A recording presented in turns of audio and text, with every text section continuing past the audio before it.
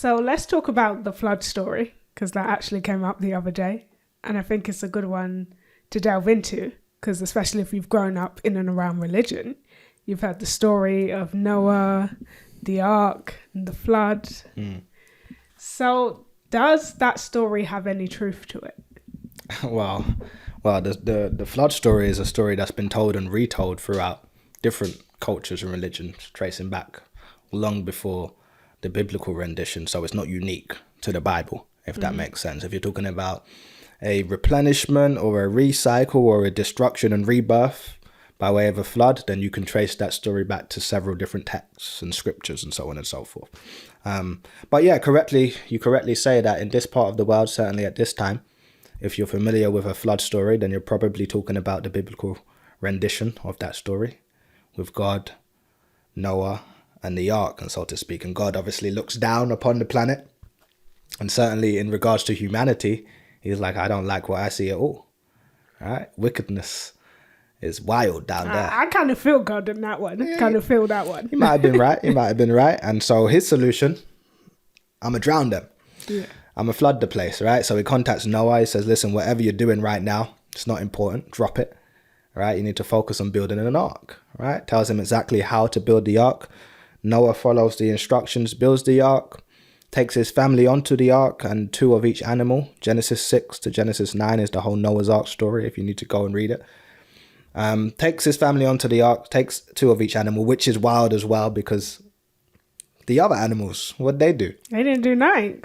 They was chilling, right? Eating grass or whatever. And suddenly they looked up like, what? No one told us. So that's messed up. And so, yeah, obviously 40 days and 40 nights, God floods the place, right? And then at the end of this flood period, Noah comes out of the ark. He sends the dove, if you're familiar with the story, out in order to determine that it's safe and that the water levels have dropped. And then he goes forth from there, right? Now, if you read that story and you do a little bit of research, right? Not even a lot, a little bit of research. And we're going to go back to Sumerian doctrine, because I could go anywhere with the flood story. We could go back to African culture and religions. We could go to Hindu religions. The flood story repeats. It's retold with slightly different aspects of the story, if that makes sense. But if you go back to Sumerian doctrine, you'll find that Noah is a representation of the character in Sumeria called Utnapishtim or Ziusudra. Okay, if you go back and research. So you can go back to the epics of Gilgamesh, tablet 11, to read about Utnapishtim, and it's really Ziusudra is the same character, it's the same story. All right. And if you read those Sumerian stories without faith, belief, and fear, and any other emotion that's going to rob you of your logic. Without any bias. Yeah, no bias. Okay. Just with your natural, innate ability to absorb knowledge and grow and learn. If you read those stories, you will likely determine and conclude, I think, that it's the same story, copy and paste, with different names and titles and characters, and maybe timelines, though timelines are difficult to determine when you're dealing with religious texts. But you'll conclude it's the same story, the Epic of Ziusudra, right? Same thing, the Anunnaki, plural, multiple gods or multiple off-world beings or multiple extraterrestrials, as we know. Because when this information gets to the Bible, we're apparently only dealing with one God. Right, but if you read the Bible and the different statements that are made, I think you'll conclude that either you're dealing with a being that has a serious personality disorder, or it's multiple beings talking at different times, if that makes sense. But anyway, Ziusudra. So you have the Anunnaki who are dissatisfied with humanity. There's different reasons given throughout the text, right? They're noisy. They're too loud. Humans are just too loud. Noisy? Yeah. Really? Yeah. Whatever it is, they're Really? Dissatisfied. Okay. So the Anunnaki are like, okay, we're going to flood the place. We're going to get rid of them. Right. At that point, Enki, who's just one of these beings, one of these gods, so to speak, or one of these extraterrestrials, he contacts Ziusudra and he says, listen, we're about to flood the place. Right. You need to build an ark. Same exact story. Ziusudra builds the ark with the special divine dimension, so to speak, and takes his family and takes animals onto this ark, and the flooding ensues, right? At the end of the flood, he comes out and he goes forth. Same exact way, determines that it's safe before moving forward, if that makes sense. As a matter of fact, the story, both stories, end the exact same way, because when Noah in Genesis comes out of the ark and determines it's safe, he offers a sacrifice to God. And that's part of the covenant that people might be familiar with, where God promises, I won't do this again. All right, it's all good now. It won't happen again, right? You go back to Ziusudra, same exact thing. He offers a sacrifice to the Anunnaki. Anunnaki see the sacrifice. They're like, okay, it's good now. And they move forward from there. So it's difficult to ignore the similarities. There's remarkable similarities there, if that makes sense. And, modern day Christians have to ask themselves, are they really Christians or are they Sumerians in disguise? Because it's not the only story that traces back to those tablets, and it's almost copy and paste with a change of name, character, maybe slightly different aspects to the story are told in a slightly different way, but it's the same story, right? The flood, God being unhappy, flooding everywhere, the ark, so on and so forth. Now, what is interesting is that if you read, before I move on to our culture and what Baba Yaanuwn tells us about floods and these events, when you read Genesis 9, right? What does God say to Noah? He says, go forth after the flood. He says, go forth, be fruitful, multiply, and replenish the earth, right? Where do we hear that said? We also heard it said in the same book earlier, Genesis 1, verse 28, God says to Adam and Eve, right? Yeah. Go forth, be fruitful, multiply, replenish the earth. Okay. Now, the reason I bring that up before we go into what our teachings say about this is that a couple of things. First of all, this occurs multiple times. This statement occurs multiple times in the Bible alone, right? In the Bible alone, there are two situations where God says, be fruitful, multiply, and replenish the earth. That's an indication that this replenishing is something that occurs and reoccurs. Secondly, the word replenish itself. When we go to Adam and Eve, Genesis 1, 28, God says to them, replenish the earth. To do it again. To do it again, right? Means it was already plenished. Which means it was already plenished, if that's a word. All right? It was, the plenishing had happened. At the very least, a creation had taken place at least once before, right? Because you are replenishing the earth. And he says the same exact words to Noah in Genesis 9. So a replenishment, that indicates that, okay, this isn't the creation. This is a creation. And now going forth from this, or this is a recycle, replenish the earth. Let's do this again. Let's roll this back. Okay? So that's an indication that this happens and happens and happens over and over again in nature. Now to go to our teachings, what do we know about floods? We know floods occur. That's not a phenomena that's unreal. Okay? Floods do occur, whether it's your bathroom or whether it's a significant piece of land. Yeah. Right? Floods occur. Now, in our doctrine, we have, in our culture, Baba Yaanuwn has written a book called The Flood, which we've mentioned a couple of times recently. And he's also written a book called I Was There, which is here, and you have part 1 and part 2. Okay, so these are small books, scrolls, that you can get through, depending on how fast you read, but in a relatively short amount of time, right? I recommend you read those 3 books together in conjunction with each other, one after the other. Maybe read The Flood, then read I Was There, which is here, right? Part 1 and part 2. Now, in these books, what Baba Yaanuwn is trying to get us to see is that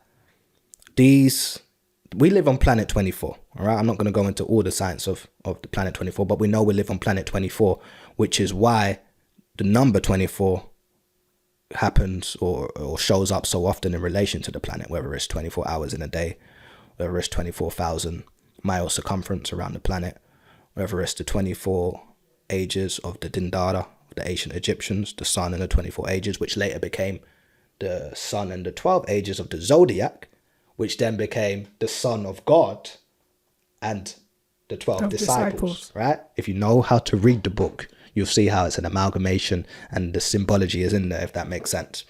So we know we live on planet 24. What Baba Yaanuwn has also explained is that we have a 24,000 year cycle, right? We have a 24,000 year equinox. You can read the precession change, actual fact, all about the cycles of the planet. So this planet goes through a 24,000 year cycle. You could say a 24,000 years is a complete cycle of the planet. Okay? Similarly to how we, in 1 year on the planet, so to speak, we go through a complete seasonal cycle. So to speak, you get your summer and your winter and your autumn and your spring, if that makes sense. So the planet itself goes through a cycle of 24,000 years. Now, what Baba Yaanuwn explains is that, okay, you can break that cycle down. You can chop it in half to 12 to 13,000 years. And the reason I say around 24,000, or I say 12 to 13, is nature isn't binary or digital, right? It's not bang, on this day this happened, and exactly 24,000 years later on this day that happened. That's not how it works. Nature is fluid. But if you look back on events after a long period of time, you'll round it up to these type of numbers, the same way that a day isn't actually exactly 24 hours, and so on and so forth. Neither is the circumference of the planet. It's around 24 or 24,000. Okay, so you can break down this 24,000 year cycle either in half into two 12,000 year cycles, or break it into four 6,000 year cycles. Now, what this means to say, and what he's trying to get us to understand, is that every 6,000 years, something happens. There's a recycle of some sort, or there's a significant happening to send us into a new period of time on the planet, if that makes sense. If you need to go outside to get information on this, because one thing that Baba Yaanuwn has been expressing is that he's been saying things for years, right? And at the time that he said them, whether he was talking about extraterrestrials and aliens, or he was talking about cycles and timelines, time travel, all of these things, at the time that he said them, people looked at him like, what? It's crazy talk. What are you talking about? Until Dr. So-and-so from whatever Western organization, or the scientist from NASA said, oh yeah, there might be habitable planets out there, or the History Channel or the Ancient Alien said, Anunnaki, yeah, this might be a thing. We might need to look into this. At that point, people pay attention, like, okay, could it be real? Baba Yaanuwn's been saying it for a long, long time, right? But if you still need to go out and do research to confirm what I'm telling you and what he's explaining in these scrolls, is that it's generally well accepted that about 12 to 13,000 years ago, something significant took place on the planet. They speculate as to what it was, but they know something significant took place because they know there was a huge environmental change from that point onwards. All right, they speculate, was it a comet that hit the planet? Was it some other form of natural disaster? Something took place, right? We know in our doctrine what took place. We'll go into that another time, read the lost records of time, if that makes sense. They also acknowledge that about 6,000 years ago, something must have taken place. They say between 5 and 9, maybe 5 and 9,000 years ago, but something took place. Again, environmental changes, or the change in behavior of species on the planet, or certain things, certain cycles beginning. They acknowledge something happened. They'll say it in different forms, but something happened. What we know happens is that every 6,000 years, there's a significant change as we enter a new age, a new cycle, so to speak.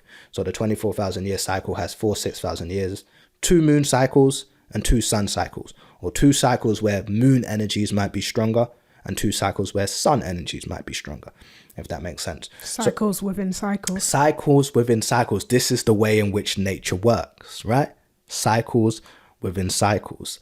A year that makes up a decade, that makes up a century, that makes up a millennia, so on and so forth. Cycles within cycles. This is how nature works. So when you read the flood and you read I was there, which is here, what Baba Yaanuwn is explaining or telling to us is a previous occurrence of an end time or a flood moment. This has happened many times before and will happen again in the future. He's explaining what happened and he's telling the story, if you like.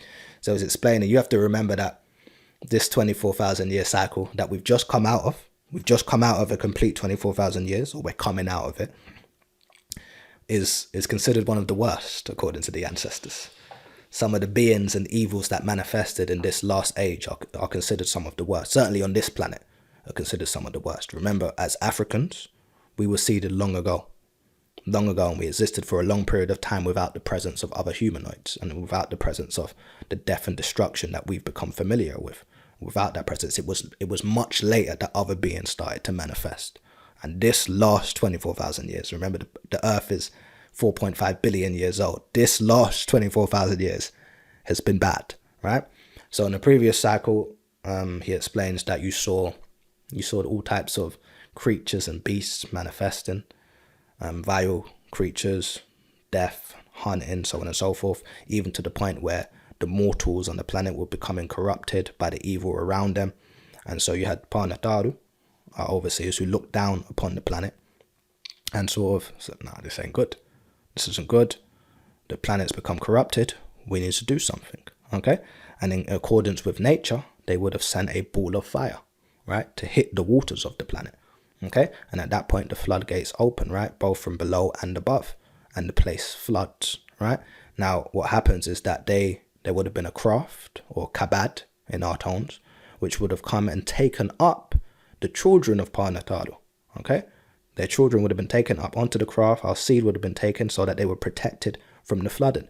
Some other children of Parnatharu would have been sent to hide in safe locations on the planet behind waterfalls, so that while this destruction occurs, we're safe, right? And our seed is safe. The idea of the flood is probably what eventually becomes the idea of the ARK in religion, right? The craft. The idea of the craft, sorry, was what eventually becomes the idea of the ARK in religion, because we were taken up, or some of us were taken up in order for our own protection whilst the destruction took place.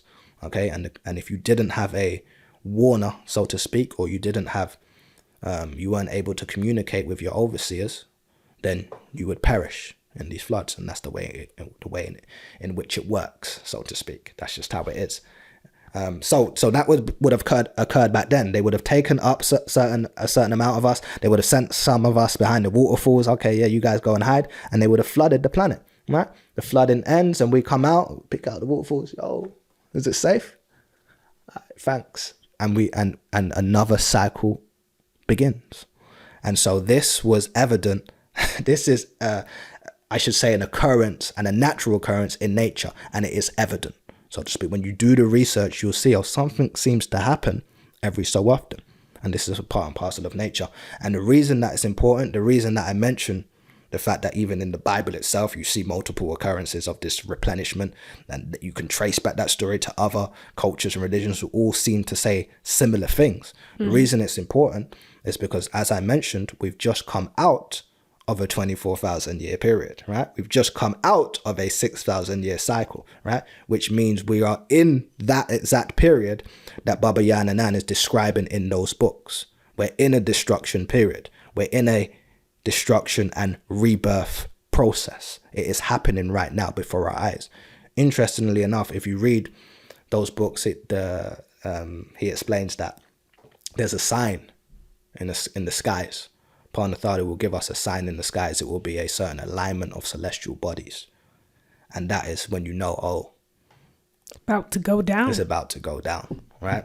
And so at that point, if you're in communication with said beings, you know what to do.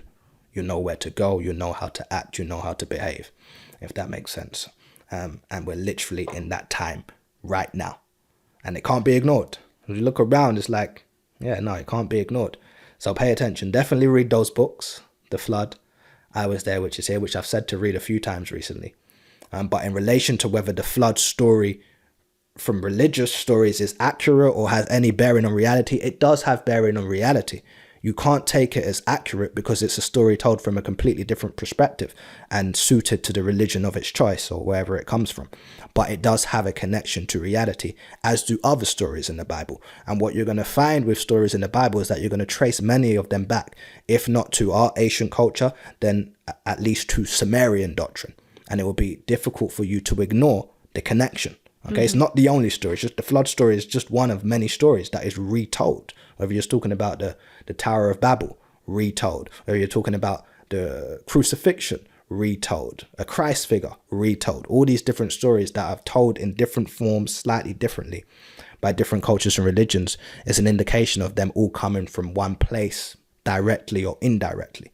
So what we can be sure of when we're dealing with the creation is the reason that God said, replenish the earth, is because God or gods knew that this was just one of many creations. Okay, and every set of people is going to have their own creators and their own way of life that is valid to them. But what can't be ignored, if we go back to who created the Africans, that episode, we know we can't ignore that you still have to deal with what the first creation on the planet was. And that first creation was the creation of the Africans, which means that our overseers or our gods or our watchers were the first to come to this planet, right? And that only they could speak of that first creation on the planet because only they were present, right? Another quote from the Bible is the spirit of the God moved upon the face of the waters. Baba Yaanuwn explained, yeah, we was in the waters looking up at this craft, because that's what it really was, move across the face of the waters as new extraterrestrials arrived to then begin their own projects and creations, if that makes sense. But to stay on the flood, yes, it does have some bearing. It does have some connection to reality. It connects to nature and what occurs and reoccurs over and over again after a certain period of time. But you can't take those stories literally. You need to know what you're reading and where it came from. And at the very least, if you're a biblical scholar, you would have to acknowledge that it is copy and paste from the Sumerian tablets. You would have to acknowledge that. So yeah, I hope that helps. Certainly does. It certainly does.